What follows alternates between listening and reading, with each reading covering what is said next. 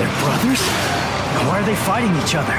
To see one's justice through, a man must fight for it, even if the one who stands before him is his kin. That's ridiculous. All right, folks. So, basically, we have our review of Devil May Cry 5 Special Edition, specifically Special Edition because we wanted to take on the newer next-gen model of the game, different benefits of it. I personally have never played it. Pfarcus had played it before on the last gen, but still revisited it for the purpose of the review here. So just a little bit about the game. This is a game about Dante. Well, actually, no. It's a game about Nero. No, that's not right. It's a game about V. It's a game about V. No, okay. It's a game about the girls. Game about everybody. Yeah, so you basically play a billion perspectives. Without spoiling the story, there is a lot of multiple character perspectives in this, and you know what? The funny thing about this game was like trying to actually remember what the game was about. I think you have like the series story, like from Devil May Cry 1 to 4. Yeah. And we had to rewatch that. We had to watch it. Like the game itself has like a recap. Hey, here's what happened because nobody knows. Like, and it still doesn't make any sense. There's like one guy on the internet that maybe knows, but most of it, like, still we're watching it going, what? V, get back. Things are about to get really messy. No, please, let me. The main story is you're fighting an impossible demon called Urizen, which sounds like urine. I don't know why. Every time I hear Urizen in the game, I think he's a dude that must get like getting peed on. It shows you multiple perspectives as you go, which was It's basically 3 guys against an impossible superhuman Power Ranger guy. Yeah. 4 guys. There's 3. There's Nero, V, and Dante. But then you're gonna call, you know, like all the different iterations of this. I suppose same perspective. Well, Nero, Dante gets knocked out. Well, the special edition specifically brings in. Virgil. Right, yeah, you're right. And so Dante gets knocked out trying to fight an impossible battle, and he's not in the game for a month. And then they find him embedded in a demon infestation in the city, and he rejoins the fight and becomes the superhero Dante that we all know and love. Yeah, they really tease you with that one. Like, Dante is like obviously the main star of like most of the series. You learn to love him, but they really don't give you to him until later on. But when they do, it's pretty awesome. But anyways, yeah, that's the rough story of it. Good luck trying to keep any of that straight. You're gonna forget it when you play it, but it, whatever. So yeah, welcome to the show. If you like reviews of things, if you like other random things about video games, if you like aging, if you like watching people age while they play video games, then drop us a like. Also, comment that thing. Yes, do that, and then subscribe, and then also ring a bell if you want to get fancy doodads whenever we do random stupid things on the internet. So giggity, stay tuned, enjoy the show, sit back, relax, and learn what this game is actually worth playing as an old dude. Is it worth your time? Or whatever you are. Is it worth your time is the question. Yeah, that is the question. That is the question. Stay tuned.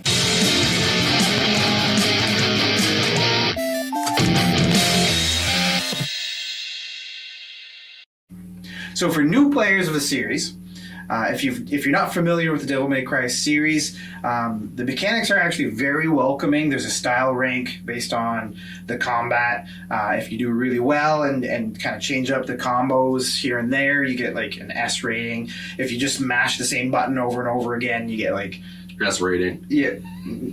If you put it on easy mode, then yes. But if you put it on actual challenge mode, then you do the same thing. You get like it actually even says like, you fail, you suck. Maybe not those exact words, but it says something along those lines. In terms of the story for new players, just a heads up, if you watch the recap to kind of clue yourself into what happened between Devil May Cry 1 and 4, you will be confused. This is normal. The story goes to some very strange places all over the place. It's extremely overly complicated for what it is. But in terms of Devil May Cry 5, there's 3 characters up against... When did you learn to count? Sorry, 4 characters up against an impossible impossibly powerful demon named Urizen, who's infesting the city of who knows. I don't think they actually ever name the city. Maybe they do. Over the course of It's months, every city. It is the every city. This demon infestation is basically taking over, and you're fighting the main guy that's kind of causing everything, who's like this impossible force. Your first battle against him, you're supposed to lose, kind of like the first battles in like the Dark Souls games. So that's kind of your introduction, and then they kind of play around with the different mechanics. For returning players of the series, it's actually kind of a little bit of a return to form. For those who have followed the series, there's a little bit of a departure in a game called DMC, which kind of did its own thing. Get out of there! You're in danger!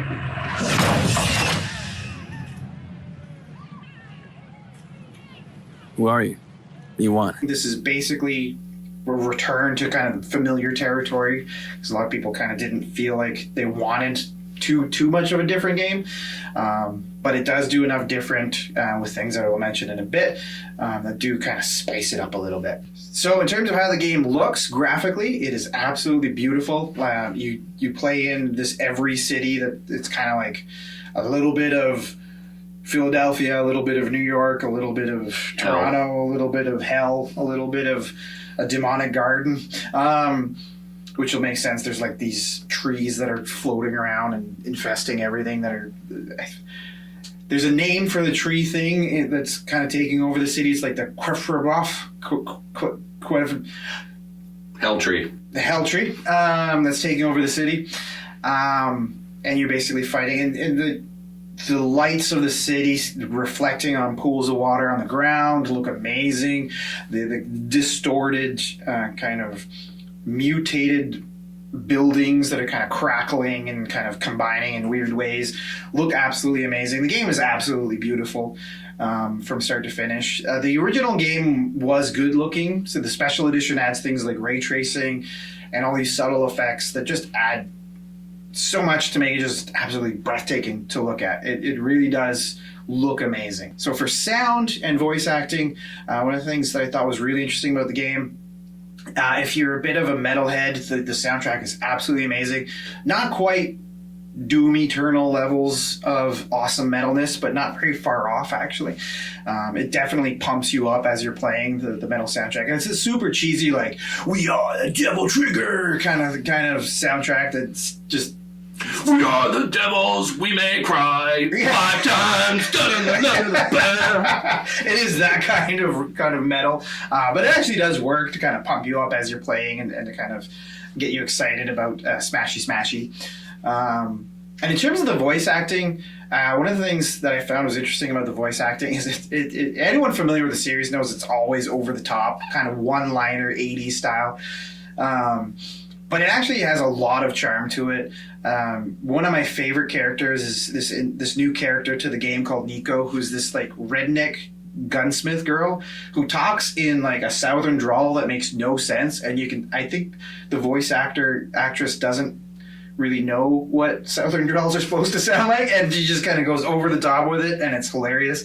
The character basically starts every scene by smashing a van through everything that she can smash a van through, and then slams it down and kind of be like, yo, what's up? I want to give you some new upgrades to your guns and stuff, and it's just absolutely hilarious. Another new character introduced in this game is a character called V.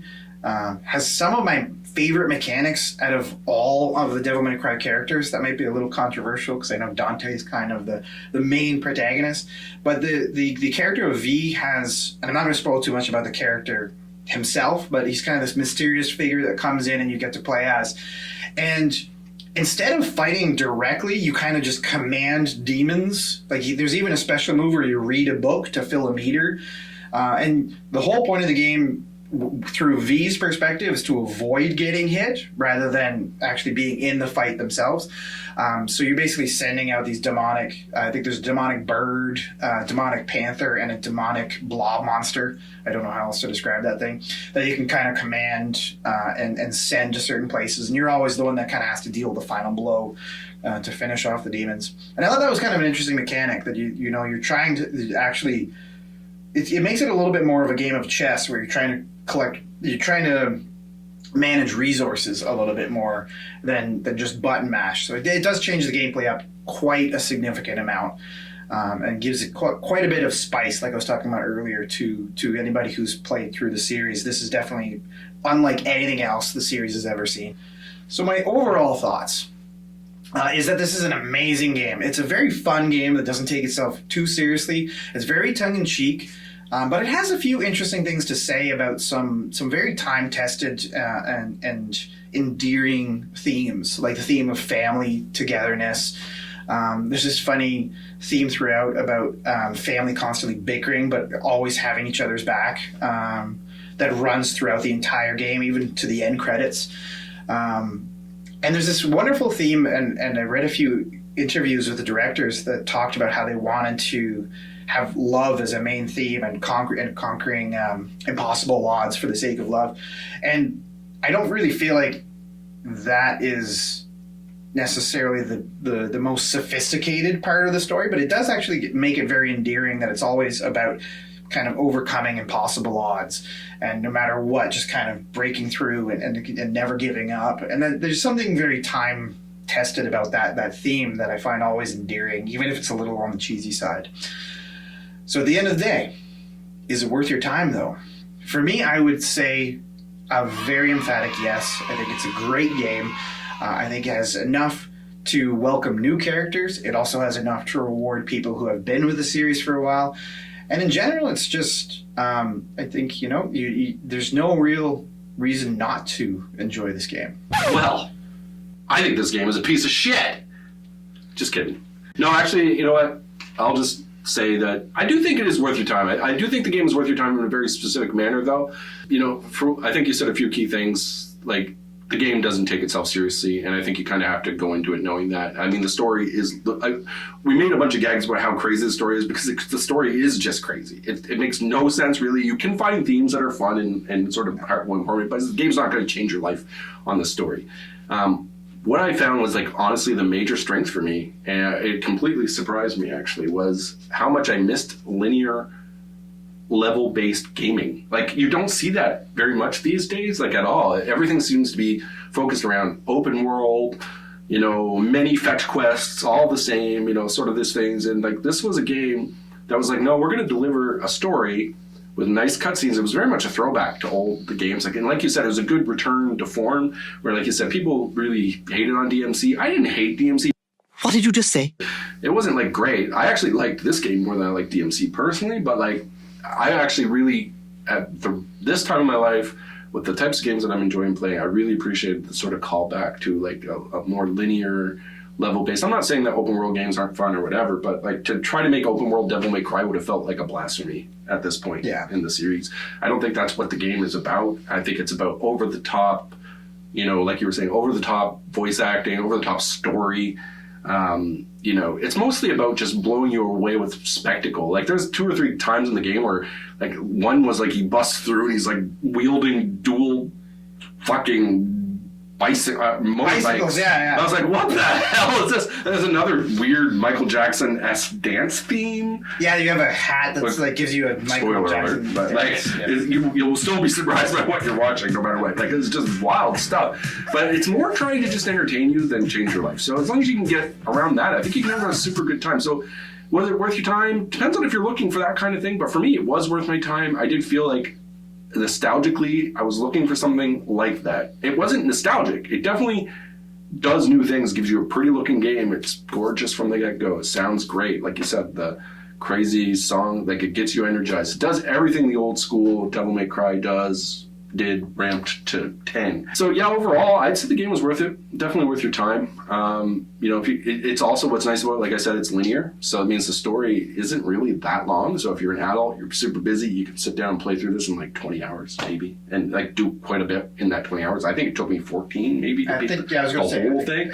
So if you really got super anal about it and wanted to do everything, you could do everything within 20, 25 hours, and that's a pretty small, in comparison to most games these days, a pretty small investment. So, but you get a lot out of it for that small investment. So I was certainly quite happy with that purchase. Yeah. So it was worth your time? Yes. Definitely check it out. Devil May Cry 5 Special Edition. next gen. Even on your old gen, buy the old one. It's still a good game. Like, it achieves what it needs to do. So if you like this type of content, we'll try to bring you more reviews in the future. Also doing Let's Plays now, as well as obviously our weekly podcasts. And it's these sort of random ideas that we throw into the mix, like reviews and maybe skits and Fights. Devil May Cry. Yeah, so it'd be like, check us out. Drop us a like. Subscribe. Comment. Tell us things. Did you like Devil May Cry 5? Yes. Are you a fan of the series? Do you understand the lore? Yeah, can you explain the story to us? Yeah, and like the bell thing if you want to see our future content. Basically, whenever you see our videos, just click everything. Every button, yeah. Just press all the buttons. Yes. And stay tuned for more content. Peace out.